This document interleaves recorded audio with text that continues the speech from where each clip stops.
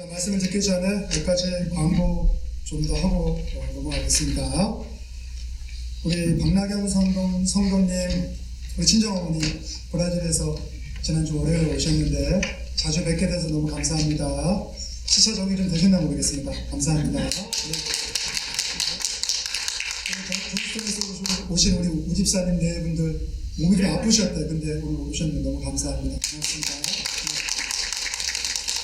그리고 지난주에 우리 브러쉬 시어터죠. 네, 그 이승은 자매하고 전영은 자매님 오셨었는데 오늘 공연 끝나고 그 멤버들 같이 이렇게 오셨어요. 식사를 같이 했으면 좋겠다.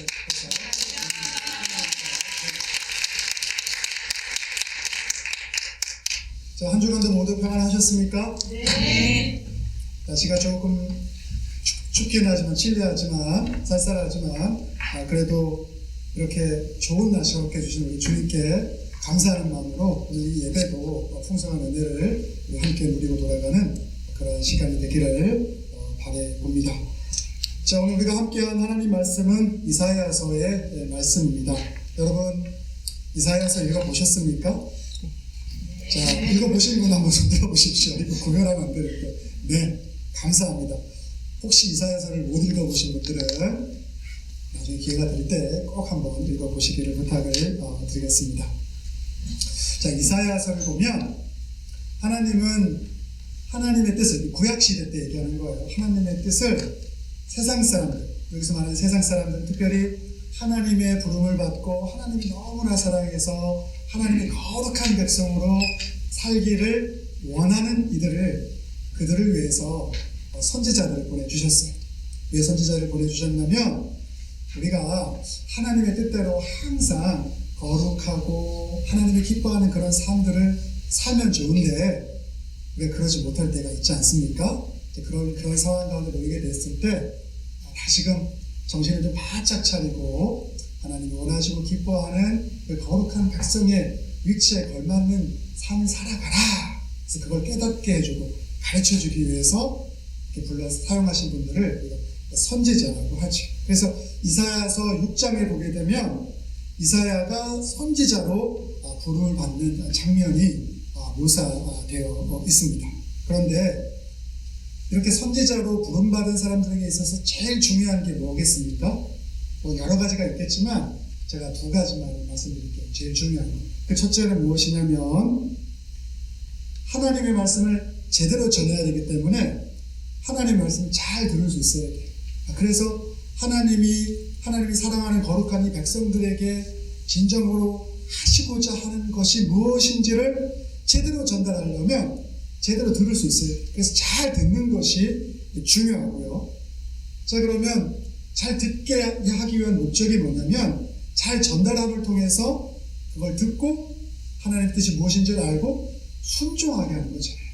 그래서 선지자들에게 제일 필요했던 게 하나님 말씀을 제대로 잘 듣는 것과 그리고 잘 들었으면 하나님의 뜻에 따라서 순종함을 통해서 그것을 자기의 삶을 통해서 드러내는 것이 선지자에게는 가장 중요한 것 중에 하나였죠.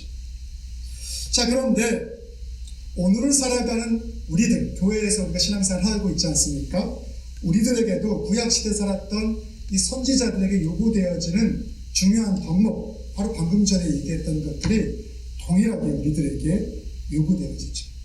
하나님의 말씀을 잘 들어야 돼요. 그러니까 설교 시간에 목사님이 하는 말씀도 그냥 목사님이 하는 얘기가 아니라 하나님의 말씀을 대언하는 말씀으로서 그것을 마음을 열고 들을 수가 있어야 돼요. 그리고 우리가 성경을 읽을 때 또는 성령님께서 우리 가운데 말씀해 주실 때 감동을 통해서 말씀해 주실 때 이것이 하나님께서 나에게 하고자 하시는 말씀이구나 라는 것을 우리의 귀를 열고 마음을 열고 들을 수가 있어야 돼요. 자, 근데 그것을 잘 듣는 목적은 구약시대 선지자나 오늘을 살아가는 우리들이나 동일한 거죠. 왜 그걸 잘 들어야 됩니까? 우리의 삶 속에서 잘 행하기 위해서. 그래서 우리가 교회가 종종 세상 사람들에게 비난을 받는 건 잘 들어서 머리에 아는 것 많아서 지식은 많아서 무엇인가 많이 내뱉는 것은 많은데 그것을 듣는 우리 스스로가 하나님의 뜻대로 제대로 살지 못하게 될 때 그것을 가지고 책을 잡고 그것을 가지고 비난을 하게 되는 것을 볼 수가 있지. 그래서 잘 듣는 것, 그리고 그 잘 들음을 통해서 세상 가운데 올바르게 살아가는 것, 순종함을 통해서 살아가는 것이 중요한 우리 그리스도인의 모습이라고 할 수가 있습니다. 이거는 비단 그리스도인뿐만 아니라 세상을 살아가는 사람들에게 있어서도 잘 듣는 것들 굉장히 중요하죠. 여러분, 요새 언론에서 방송되는 가장 중요한 핫한 이슈 중에 하나가 무엇입니까? 러시아하고 우크라이나 전쟁 이야기 아닙니까? 근데 여러분, 우크라이나 대통령 이름이 젤렌스키잖아요. 이 코미디언 출신인데 처음에 이 젤렌스키가 대통령이 되었을 때는 우크라이나에서 별로 인기 없는 사람이었어요. 근데 전쟁 과정 중에 도망가지 않고 자리를 지키면서 열심히 국민들과 함께 하겠다는 것을 자기 몸으로 몸소 실천해서 보여주게 되니까 그 젤렌스키 대통령이 말하는 한마디 한마디가 우크라이나 백성들에게, 우크라이나 국민들에게 힘이 되는 거예요. 그러니까 그 한마디를, 리더의 한마디를 듣고는 똘똘 뭉쳐서 지금 여러분 당연히 러시아한테 우크라이나가 침략당하고 나서 금방 망할 것 같았는데 지금 보니까 상황이 다르잖아요. 똘똘 뭉치고 힘을 내고 함께 싸우려고 하니까 그 침략에서 피해는 많이 보고 있지만 결국 이것도 이제 끝이 보이는 길로 가고 있는 상황으로 이 상황이 반전되어 가는 것을 볼 수가 있어요. 여러분, 나라도 그런데 하물며 세상에 살면서 가정도 마찬가지예요. 가정에서도 부모의 말씀이 권위가 있으면 자녀들이 그 부모의 말씀을 잘 듣지 않습니까? 제가 자녀를 둘을 키우는데 다 티네이저예요. 티네이저. 제가 어디 가서 티네이저 2명 키운다 그러면 사람들이 저를 다 불쌍히 여겨 위로해 주려고 해요. 왜냐면 티네이저들은 말을 잘 안 듣잖아요. 부모를 사랑하지 않아서가 아니라 자아식이 개발됨을 통해서 자기 의지대로 하려고 하는 자기도 모르게 그런 것들이 강하지 않습니까? 그래서 그 아이들을 잘 이렇게 사랑으로 보듬어 주는 것은 부모 입장에서는 굉장히 쉬운 일들이 아니죠. 그럼에도 불구하고 부모의 말이 권위가 있고 사랑이 풍성함을 그 아이들이 꾸준히 느껴왔다면 결국에는 그 부모의 그 사랑 덕에 그 가정이 화목함의 모습으로 다시 원점으로 제자리로 찾아가게 되는 것도 우리가 살아가는 세상사에서 우리가 경험할 수 있는 중요한 것 중에 하나라고 할 수가 있습니다. 자, 그래서 잘 듣고 잘 행하는 것은 중요해요. 그렇게 하기 위해서는 신뢰관계가 있어야 되잖아요. 아까도 얘기했지만 대통령과 국민이 신뢰관계가 있을 때 엄청난 힘을 발휘할 수가 있고, 가정에서 부모와 자녀들 가운데 사랑으로 결합되어서 신뢰관계가 있을 때 엄청난 일들이 이룰 수 있는 것이고, 하나님의 뜻을 따라 부름받은 선지자들과 그리고 하나님과의 신뢰관계가 강하게 될 때, 그리고 그것을 통해서 부름받은 백성들과 하나님과의 신뢰관계가 강하게 될 때 하나님이 원하시는 아름다운 공동체가 더 자라날 수 있는 것이고, 그 공동체를 통해서 더 큰 일들을 감당할 수 있게 되는 것이죠. 근데 중요한 것은 그러한 신뢰관계가 저절로 이루어지지 않는다는 거예요. 거기에 문제가 있는 거예요. 자, 그렇다면 우리가 어떻게 주님을 신뢰하는 그리스도인의 삶을 살아갈 수가 있을까?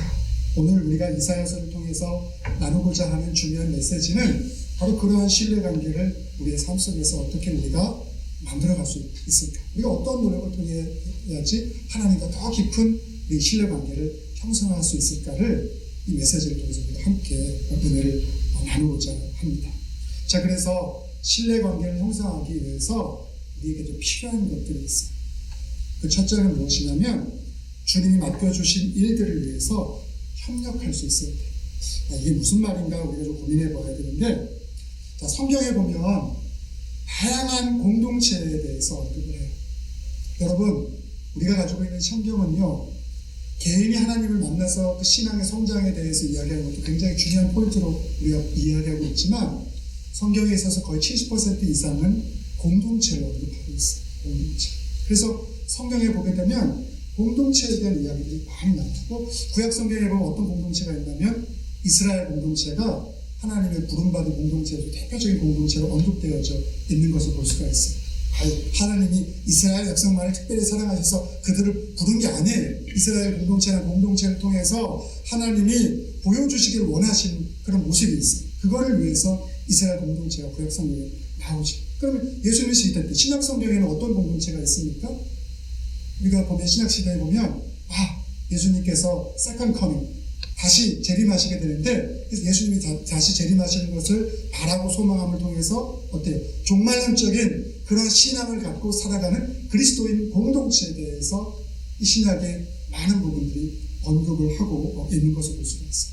왜 이런 공동체에 대한 이야기를 하고 이스라엘 공동체에 대해서 이야기를 하고 또 종말론적인 어떤 그러한 예수님의 오심을 기다리면서 현재의 삶 속에서 하나님의 신앙을 지키고 갈 것을 언급하는 그런 신약의 공동체를 왜 언급을 하고 있는 것입니다. 그 공동체들을 통해서 하나님이 우리에게 보여주고 싶어 하시는 그 천국의 모습을 모형에 대해서, 그 공동체가 모형에 대해서 그것을 우리들에게 경험하라고 이 공동체에 대해서 우리들에게 말씀하시고 보여주고 있는 거예요. 자, 그렇다면 우리도 하나님이 우리들에게 허락해 주시고자 하시는 그 아름다운 천국의 모형을 우리의 공동체를 통해서 경험할 수 있어야 됩니다. 여러분 그렇게 믿으십니까? 여러분 그게 불가능하다고 생각하십니까?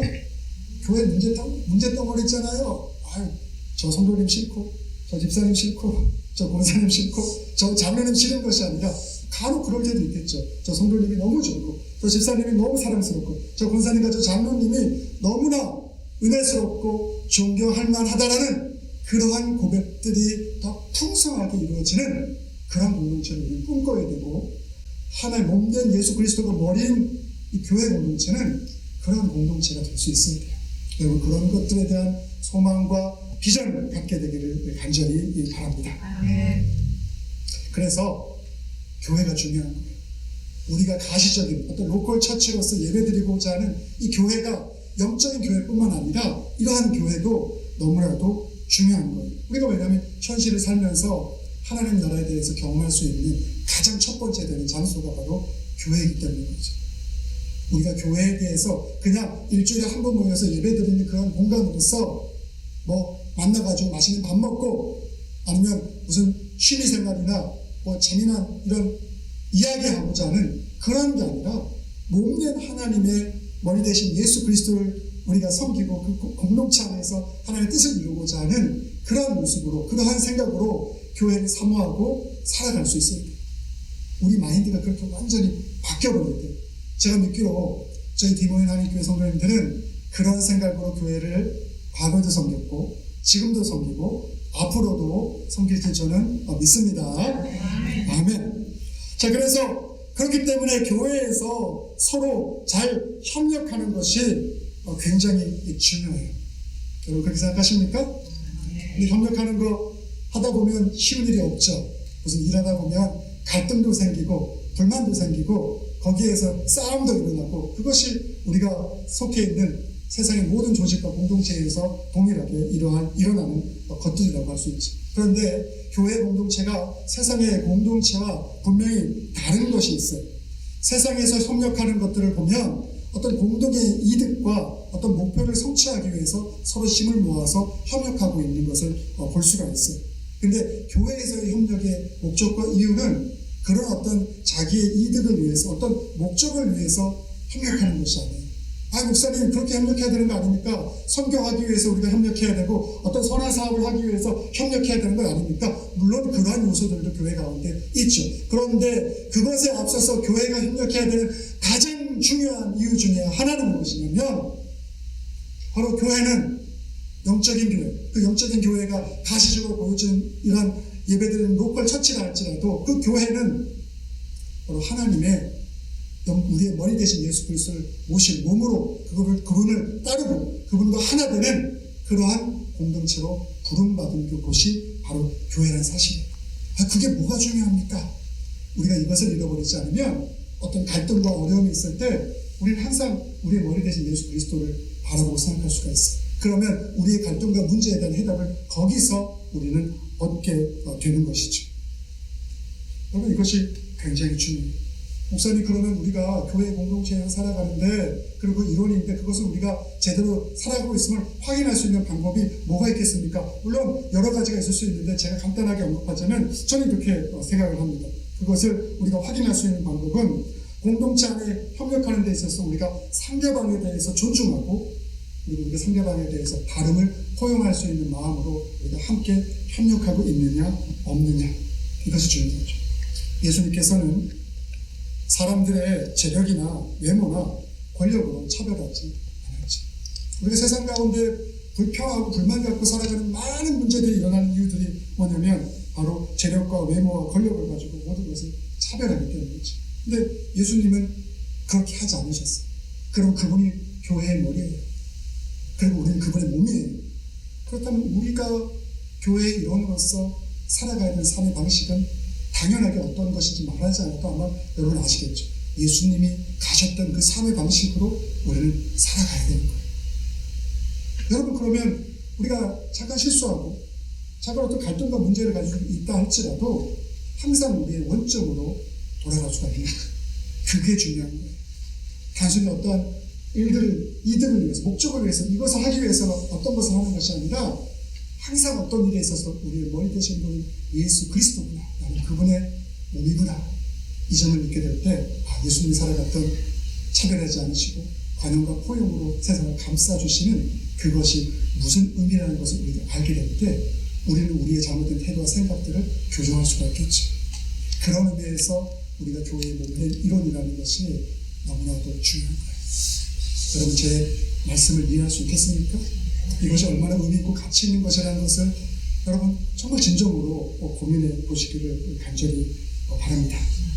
요즘 오늘 우리 성가래가 찬양을 들었는데 또 교회 학교에서 우리 선생님들이 지금 열심히 아이들 가르치고 있을 텐데 제가 참 감사한 것이 있어요. 제가 오늘 미국 교회 두 교회 가서도 디모인 한인교회 언제 시간 되면 한번 와봐라. 비록 작은 성가대지만 또 교회 학교도 선생님들 그렇게 많지도 않고 작은 그룹의 그런 교회 학교지만 서로가 부족한 것을 서로 채워주고 존중하고 또 포용하려고 하는 그런 모습으로 정말 열심히 애쓰고 있다. 그것이 얼마나 감사한 줄 모른다라는 그러한 이야기들을 나누었어요. 우리 성가들 또 교회학교 더 주님의 뜻 가운데 부흥하고 또 성장하게 되기를 축원합니다. 자, 이렇게 우리가 관용하고 포용하려고 할 때 우리가 어떤 마음이 생기게 되냐면 내가 시간과 또 내가 가지고 있는 달란트를 그것들을 위해서 사용해도 좋다라는, 희생하고 헌신해도 그것이 아깝지 않고 그것이 내게 오히려 즐거움이라는 것을 고백할 수가 있겠다. 교회에서의 협력은 이러한 절차를 통해서, 이러한 단계를 통해서 더 나아갈 수 있게 되어야 되는 거예요. 자, 그러한 것을 오늘 이사야서에서도 우리는 발견할 수가 있어요. 이사야 선지자에게 있어서 어떤 면인지 아십니까? 여러분, 이사야 선지자로 부름받고 나서 하나님께서 이사야 선지자에게 먼저 시켰던 명령이 있어요. 그게 무엇이냐면 당시 이사야 선지자는 북이스라엘과 남유다, 이스라엘이 나눠졌었는데 그때 남유다를 배경으로 활동했던 선지자예요. 근데 그때 남유다를 통치하고 있는 왕이 유다왕 아하스였는데 하나님께서 이사야를 선지자로 부르고 나서 제일 먼저 할게, 네 제일 첫째 되는 아들과 장남과 함께 이 아하스 왕에게 나아가라 라고 이렇게 이야기를 해요. 근데 당시 남유다의 상황은 어땠는지 아십니까? 북이스라엘의 왕과 또 아람이라고 하는 거예요. 지금 시리아 지역인데 이 둘이 짬짬이 먹었어요. 동맹을 맺어가지고 이 남유다를 침략해 들어갔어요. 전쟁이죠, 전쟁. 지금 뭐 바쁜 거예요. 정신 없어요. 지금 당장 전쟁이 나서 이걸 처리해야 되는데 그런 상황 가운데 지금 아하스 왕을 찾아가고 이야기를 하고 있는 거예요. 그러면서 하나님이 뭐라고 얘기하냐면, 야 이사야야, 내가 네 아들들한테 다 이름을 하나씩 붙여줄게. 근데 그 이름에는 다 의미가 있어. 그러니까 그 이름을 가지고 왕 앞에 나가가지고 내가 이스라엘 공동체, 여기서 말하는 이스라엘 공동체는 북이스라엘과 남유다 모두를 포함하는데 그 사람들에게 보여주고자 하는 하나님의 뜻이 무엇인지를 좀 가서 알려라 라고 이렇게 이야기를 하죠. 그래서 이사야도 그게 하나님의 뜻인 걸 알아요. 자기 아들들의 이름을 통해서 하나님이 그 이름 짓는 네이밍을 통해서 우리에게 보여주려고 하는 것이 무엇인지를 알고 그것을 고백하는 장면이 오늘 우리가 읽었던 본문에도 나오게 되는 것을 볼 수 있어요. 첫째 아들의 이름이 뭐였냐면 쌀야숲이에요. 쌀야숲. 근데 어떤 의미를 가지고 있냐면 남는 자가 돌아오게 된다. 여러분, 북이스라엘이 아스리아의 침략을 받아서 고통당해서 나중에 망해버렸죠. 남유다도 그것 때문에 고통당하고 나중에 바벨론에 의해서 망해버리게 됐죠. 그런데 포로로 끌려갔던 자들이 나중에 어떻게 됩니까? 이스라엘 역사를 보면 다 돌아오게 되잖아요. 그런 의미를 갖고 있는 이름이라고 할 수 있어요. 그리고 둘째 아들의 이름에게는 어떤 그 의미를 부여하냐면 하나님께서 너와 함께 하신다. 임마누엘. 우리 너무 잘 알고 있는 단어죠. 임마누엘. 하나님께서 우리와 함께 하신다. 그 이름을 주게 되죠. 그리고 셋째 아들의 이름에게는 뭐라고 얘기하면 마헬살랄 하스바스. 이게 어떤 의미냐면 신속하게 약탈을 당하게 됐다는 얘기예요. 이게 무슨 의미냐면 지금 북이스라엘이 남유다를 쳐들어왔어요. 전체적인 위기 상황 아닙니까? 근데 이 북이스라엘조차도 나중에 아수르에 의해 가지고 어떻게 신속하게 약탈 문학들 당해서 자기들 빼앗은 모든 것을 빼앗기게 된다는 거죠. 아수리아를 하나님께서 심판의 도구로서 사용하시죠. 하지만 멸망시키지 않고 첫째 아들과 둘째 아들의 이름이 가지고 있는 것처럼 하나님께서 함께 하심을 통해서 결국에는 그 멸망당했던 북이스라엘과 남유다의 백성들이 다시금 하나님의 온전한 그곳으로 시온에 있는 시온으로 돌아오게 될 것을 약속하는 메시지를 담고 있는 거예요. 그래서 하나님 이거를 지금 얘기하신 거예요. 그래서 이사야가 그 하나님 말씀대로 그것을 듣고 그것을 행하는 것을 볼 수가 있지. 이사야가 이것을 해갈 수 있었던 이유 중에 하나는 무엇이냐면 하나님의 뜻이 무엇인 줄 알았어요. 그래서 그 하나님이 얼마나 하나님이 공동체, 부름받은 그 공동체 이스라엘 백성을 사랑하는 줄 알고 있었어요. 그래서 그의 시간과 그의 가족들을 그 사역을 위해서 함께 사용하는 것에 대해서 이 이사야는 그것을 주저하지 않았어요. 진정한 마음으로 그것을 감당할 수 있는 모습들을 오늘 보면 우리들에게 보여주고 있는 것이죠. 우리들에게도 우리가 몸된 하나님의 교회의 구성원이라는 것을 그 진정으로 그 의미가 무엇인지를 안다면 포용과 관용의 모습으로 그리고 그것이 우리를 기쁨을 통해서 우리의 삶을 헌신할 수 있는 모습으로 우리의 신앙을 이끌어갈 것입니다.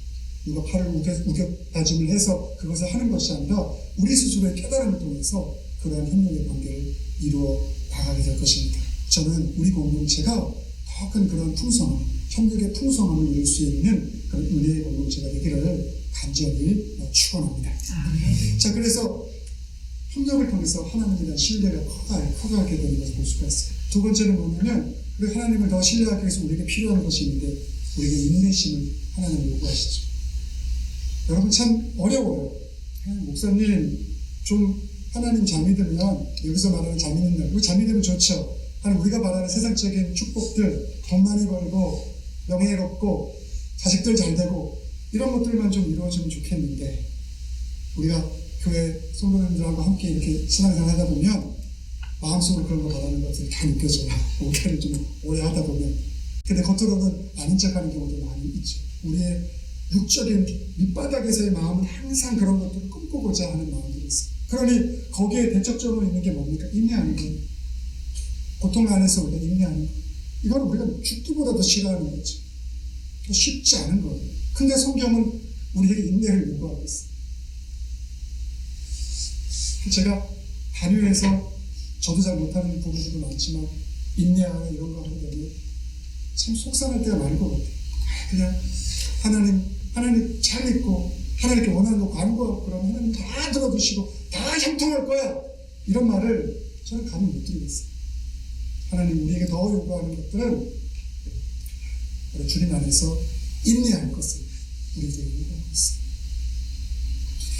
여러분 오늘 뭐라고 주님께서 말씀하셨냐면 이사야서 6장 9절과 10절을 보게 되면 이렇게 말씀하세요. 여호와께서 이르시되 가서 이 백성에게 이르기를 너희가 듣기는 들어도 깨닫지 못할 것이요 보기는 보아도 알지 못하리라 하여 이 백성의 마음을 둔하게 하며 그들의 귀가 막히고 그들의 눈이 감기게 하라. 염려하건대 그들이 눈으로 보고 귀로 듣고 마음으로 깨달아 다시 돌아와 고침을 받을까 하노라 하시기로.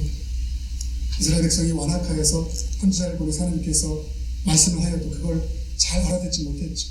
눈을 닫고 귀를 닫고. 그래서 하나님이 이들을 깨우치게 하기 위해서 들어쓴 것이 바로 아수리아와 바벨론이죠. 근데 그 과정을 위해서 더 큰 것을 주기 위해서 그런 고통을 이들에게 허락하기 위해서 일단 그들이 깨닫는 것을 지금은 내가 못하게 하겠다라고 말씀하는 그런 이스라엘 백성이 식어서 이런 말씀을 하는 것입니다. 그들이 회복되는 것을 하나님 원하지 않으셔서 이런 말씀을 하는 것이 아니라 그들이 정말 진정으로 제대로 회복되기를 원하시기 때문에 그들 가운데 고통과 어려움을 통해서 그들이 깨닫고 하나님께 진정으로 돌아서기를 바라는 의미에서 이 말씀을 하고 있는 거예요. 근데 과거 사람이나 이스라엘 백성이나 오늘 살아가는 저나 여러분이나 고통이 오면 하나님께 원망하기를 좋아하죠. 고통 안에서 인내함을 통해서 우리가 얻게 되는 그 금은 보화보다 더 귀한 하나님 우리에게 주시고자 하는 것을 바라고 소망하기보다는 내가 편하게 주는 거죠. 근데 그게 아니라고 성경은 우리들에게 말씀하고 있어요. 그 이야기를 하게 되니까 이사야가 그 말씀을 듣고 속상해요. 그래서 이렇게 얘기해요. 회개하지 못하는 우리 이 백성들을 위해서 제가 얼마나 더 오래 기다려야 됩니까? 라고 이야기를 하죠. 그러니까 주님이 뭐라고 말씀을 하시냐면 이렇게 대답을 하세요. 성읍들이 황폐하여 주민이 없으며 가옥되려는 사람이 없고 이 토지는 황폐하게 되며 여호와께서 사람들을 멀리 옮기셔서 이 땅 가운데 황폐한 곳이 많을 때까지입니다. 고통의 과정의 시간들이 필요한 것, 그것을 이야기하고 있죠. 우리가 싫어하는 바로 그 시간들. 근데 우리는 이러한 상황 속에서 어떻게 이러한 어려움을 잘 견딜 수 있겠습니까? 첫째는 하나님 우리의 삶 가운데 함께함을 의심하지 않는 것. 내가 잘 될 때나 고통 가운데 있을 때나 우리는 내가 잘 될 때는 하나님 나하고 함께하는 것 같고, 특히 믿는 사람들 입장에서 안 될 때는 하나님 날 떠나신 것 같지 않고 아닙니다. 하나님 우리가 잘 될 때는, 아니면 우리 고통 가운데 있을 때는, 어려울 때는 항상 우리 가운데 함께 하십니다. 여러분 그거 믿으십니까? 아멘. 아멘. 주님과 함께 하십니다. 그리고 주님은 우리를 홀로 두시는 것이 아니라 우리가 그 어려운 상황 속에서 함께 그 어려움을 이겨나갈 수 있는 동역자들을 우리가 허락해 주세요. 여러분 내 주변을 보시기 바랍니다. 여러분이 혹시 삶 가운데 어려움이 있을 때 여러분 홀로 남겨두죠. 아니면 그 어려움을 함께 극복할 수 있도록 주님께서 우리에게 훌륭한 동역자들을 허락해 주지 않으십니다. 그것을 찾고 발견하고 그리고 함께 어려움을 이겨낼 수 있는 지혜가 필요하죠. 그리고 셋째는 무엇이냐면 지금 우리가 경험하고 있는 고난이 영원한 것이 아니라는 거예요. 하나님이 이스라엘 백성들에게 아시리아와 바벨론을 통해서 시험을 준 것은 그들을 미워서 그런 것이 아니라 이것을 통해서 더 온전한 모습의 하나님 백성으로 돌아오기를 바라시기 때문인 거죠. 그래서 우리가 경험하는 어려움은 잠깐인 거예요. 그것이 평생 가는 것이 아니에요. 우리가 주님 안에서 누려야 될 그 기쁨과 행복이 더 큰 것이죠. 물론 이것은 세상적 의미의 기쁨과 행복만을 말하는 것이 아니에요. 더 다른 차원의 것이죠. 자, 그래서 이제 마지막으로 우리가 그러면 하나님과 더 깊은 관계를 맺기 위해서 우리에게 필요한 것이 또 있는데 그게 무엇이냐면 그리스도인은 세상의 부와 권력과 부를 두려워하는 것이 아니라 하나님을 두려워해요. 여기서 두려워한다는 것은 하나님이 나를 퍼니시먼트 할까 심판할까 봐 겁먹어서 두려워하는 것이 아니라 하나님을 경외하는 의미에서의 두려움을 우리의 삶 가운데 갖고 살아가야 되는 거예요. 이사야서 오늘 보면 8장 12절과 13절 보면 이렇게 말씀하고 있습니다. 이 백성이 맹약한 자가 있다 말하여도 너희는 그 모든 말을 따라 맹약한 자가 있다 하지 말며 그들의 두려워하는 것을 너희는 두려워하지 말며 놀라지 말고 만군의 여호와 그를 너희가 거룩하다 하고 그로 너희의 두려워하며 놀랄 자를 삼으라 라고 말씀합니다. 하나님은 알고 있습니다. 우리가 하나님을 두려워하기보다는 세상의 권력자들을, 세상에 힘 있는 사람들을 두려워하는 것을 하나님은 너무나 잘 알고 있죠. 근데 성경에는 세상을 두려워하지 않고 하나님을 두려워한 이들에 대한, 그래서 하나님의 보호를 받고 하나님을 통해서 영광을 받은 이들에 대한 수많은 이야기를 담고 있어요. 몇 가지를 예를 들어보자면 여러분 이스라엘 백성의 지도자라고 할 수 있는 모세, 바로에 의해서 남자아이들 다 히브리 남자아이들 다 죽음을 당했어야 되는데 그럼에도 불구하고 자기 목숨을 걸고 이 모세를 지킨 하나님의 뜻에 따라 하나님의 명령을 지키기 위해서 바로를 두려워하지 않는 모세의 어머니 때문에 모세는 그 삶을 부지할 수 있지 않았습니까? 여러분 성경 잠언의 말씀은 수많은 지혜의 이야기들을 담고 있습니다. 그 중에 보면 아굴이라고 하는 사람이 나오는데 아굴의 잠언의 내용이 잠언 속에 포함되어 있는 부분이 나오는데 아굴은 가난하게 되는 것, 자기의 삶이 가난하게 되는 물질적 가난을 그것에 대해서 두려워하지 않았어요. 대신 하나님의 영광이 자기의 삶 가운데서 가려워져서 드러나지 않게 되는 것을 두려워하는 고백을 담고 있어요. 그러니까 두려워하는 것은 내가 당장에 돈을 못 벌어서 가난해져서 내가 죽게 되면 어떻게 될까? 이걸 우리가 정말 고민하고 두려워하지 않습니까? 근데 그걸 두려워하기보다도 하나님의 영광이 내 삶 가운데 사라지게 됩니다. 그 우리 나와 함께 하지 못하게 될 때 내가 더 고통스러운 인생이 된다는 것을 알고 그것을 두려워하는 신앙과 믿음이 있었죠. 그리고 이거는 예수님도 마찬가지예요. 이제 구약 얘기만 했는데 예수님이 우리에게 어떻게 제자들에게 말씀해 주냐면 이렇게 얘기하셨어요. 마땅히 두려워할 자를 내가 너희에게 보이리니 곧 죽은 후에 또한 지옥에 던져 넣는 권세가 있는 그를 두려워하라. 내가 참으로 너에게 이르노니 그를 두려워하라. 참새 5이 아사리온 2에 팔리는 것이 2penny 아주 적은 것에 팔리는 것이 아닌가. 그러나 하나님 앞에는 그 하나라도 잊어버리시는 바 되지 아니하는도다. 너희에게 오히려 머리털까지도 다 세신 바 되었나니 두려워하지 말라. 너희는 많은 참새보다 귀하니라. 우리는 세상의 권력자를 두려워한다. 가난해지고 내 인생이 어떻게 먹을 것이 없어서 굶어 죽게 되는 것을 두려워하지만 그것보다도 우리가 가장 두려워해야 될 것이 무엇인지를 성경은 구약시대에 하나님의 은혜를 입은 백성은 예수 그리스도 이것을 우리들에게 분명하게 말씀하고 있죠. 그리고 오늘 이사야 선지자도 동일하게 우리에게 말씀하고 있습니다. 만군의 여호와 그를 너희가 거룩하다 하고 그로 너희의 두려워하며 놀랄 자를 삼아라. 저 여러분은 누구를 두려워합니까? 우리의 진짜 마음속에서 두려워하고 있는 이는 누굽니까? 하나님을 두려워하십니까? 아니면 세상의 권세 잡은 이들을 두려워하십니까?